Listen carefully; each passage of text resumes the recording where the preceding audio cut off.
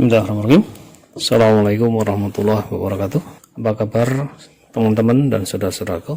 Semoga kita semua dalam keadaan sehat walafiat dan selalu dalam lindungan Allah Subhanahu wa taala.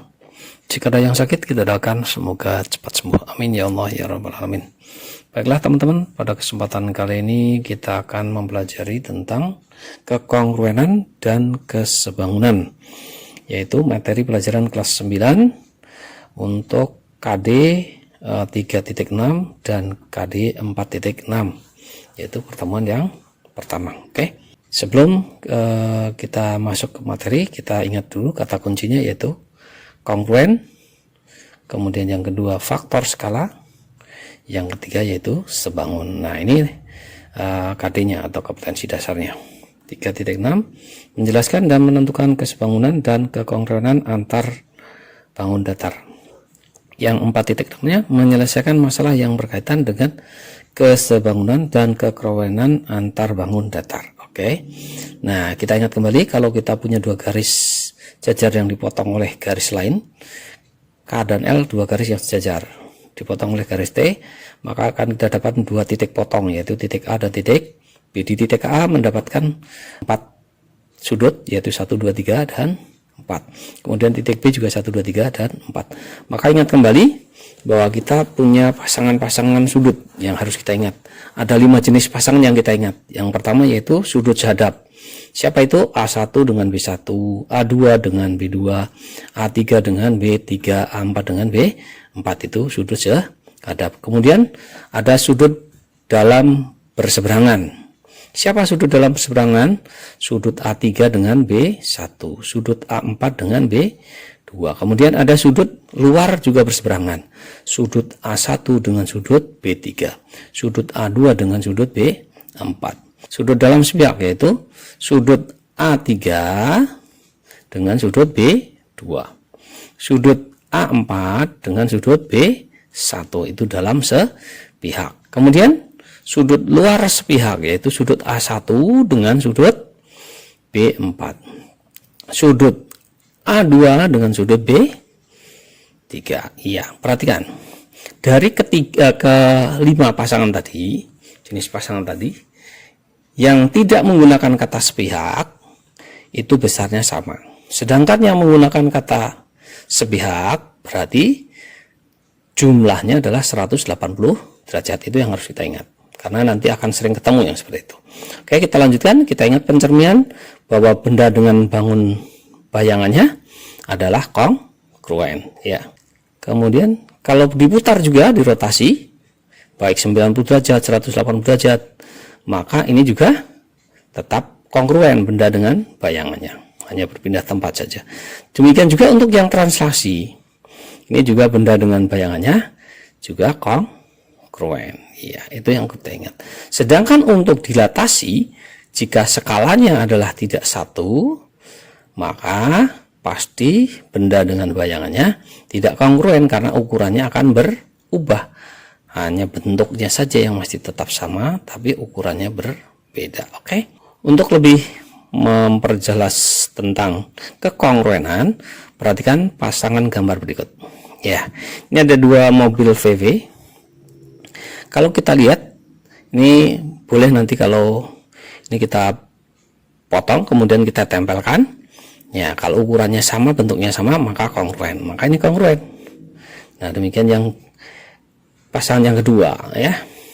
Ada mobil kol buntung katanya kayak gini tuh dengan minibus, ya.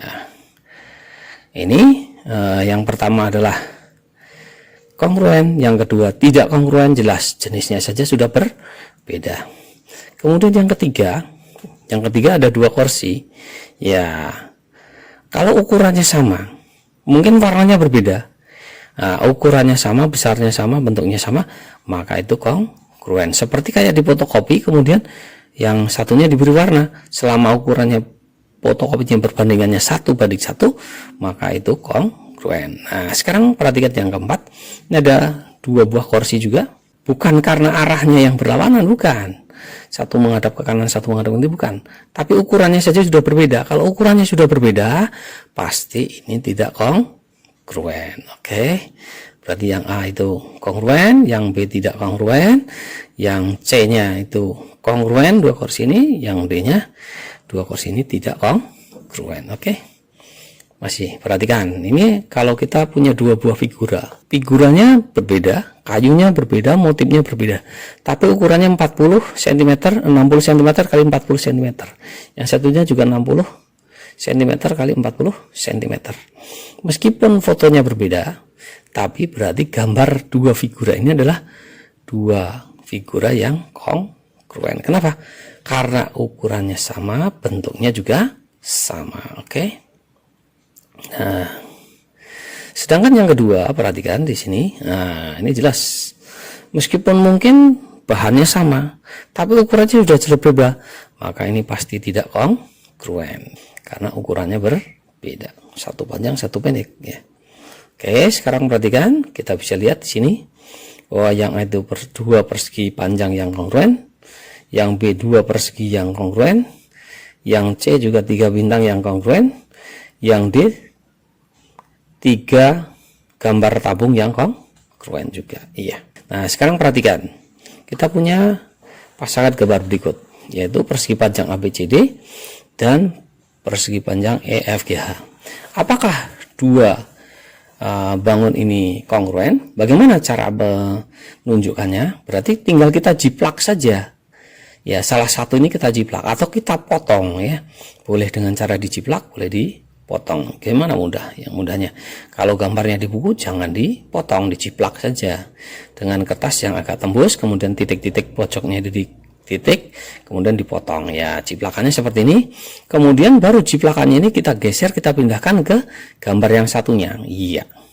Nah, ternyata menutupi dengan tepat ya, tanpa ada celah. Berarti kedua bangun ini ABCD dengan EFGH adalah 2 persegi panjang yang kongruen. Nah, karena bentuknya sama, ukurannya juga sama. Ya, sama bentuk, sama ukuran. Nah, nanti kita bisa lihat dari sudut-sudutnya. Oke. Nah, sekarang perhatikan dari sudutnya nih, perhatikan.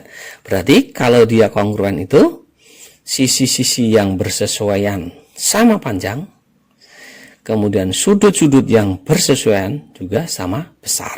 Ya, tinggal dilihat sisi terpanjang dengan sisi terpanjang, sisi terpendek dengan sisi terpendek, sudut terkecil dengan sudut terkecil. Ya, kalau posisinya letaknya sudah sama seperti itu, maka yang bersesuaian sudah kelihatan, atas dengan yang atas, yang bawah dengan yang bawah.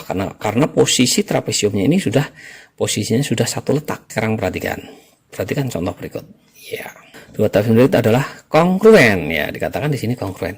Nah, nanti sebenarnya juga kita bisa tunjukkan bahwa ini tanpa dikatakan kongruen pun sudah kita bisa menunjukkan kongruen. Kenapa? Karena nanti ini adalah sama sudut. Ya, coba lihat.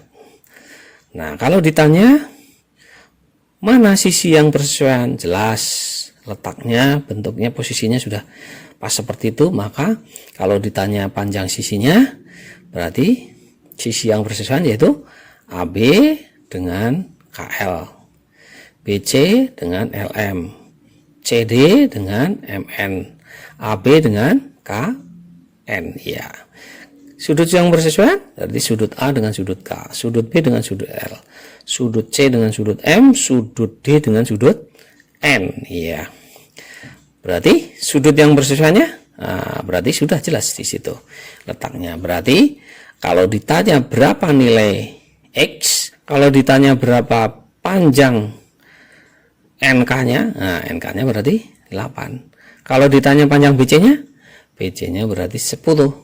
Kalau ditanya panjang CD, CD-nya 11. Ya. Ya, oke. Kemudian berapa nilai X? Nilai X sama dengan 120. Nilai Y yaitu 60 derajat. Iya. Sekarang kita simpulkan bahwa 2 bangun adalah kongruen jika memenuhi 2 syarat. Harus dipenuhi 2 syarat. Apa tadi? Bentuknya sama. Nah, tapi kalau kita mengatakan hanya bentuknya sama, nanti tidak jelas. Berarti kita pecah. Bentuk itu berarti dari segi ukurannya dan dari sudutnya. Memenuhi 2 syarat. Berarti syarat yang pertama, sudut-sudut yang bersesuaian sama besar. Yang kedua, sisi-sisi yang bersesuaian sama panjang. Kalau memenuhi dua syarat ini, maka dua bangun itu adalah kongruent. Sekarang silakan dicoba ya. Nah, latihan ya. Kita punya, perhatikan posisinya ini letaknya berbeda, makanya harus hati-hati ya. Nah, tinggal dilihat saja. Nah, berarti kita bisa menjawab pertanyaan-pertanyaan yang ditanyakan di sini. Bahwa di sini kita sebenarnya bisa tunjukkan bahwa P ditambah 55 itu pasangan sudut dalam sepihak. Pasangan sudut dalam sepihak besarnya adalah jumlahnya 180 derajat. Berarti kita bisa hitung nilai P-nya. Demikian juga nilai Q-nya sebenarnya ya. Oke, silahkan dicoba. Selamat mencoba. Saya yakin mudah. Tidak ada yang sulit selama kita mau belajar dengan sungguh-sungguh. Mudah-mudahan Allah selalu memudahkan kita dalam belajar. Ya. Jangan lupa like and subscribe. Terima kasih. Assalamualaikum warahmatullahi wabarakatuh.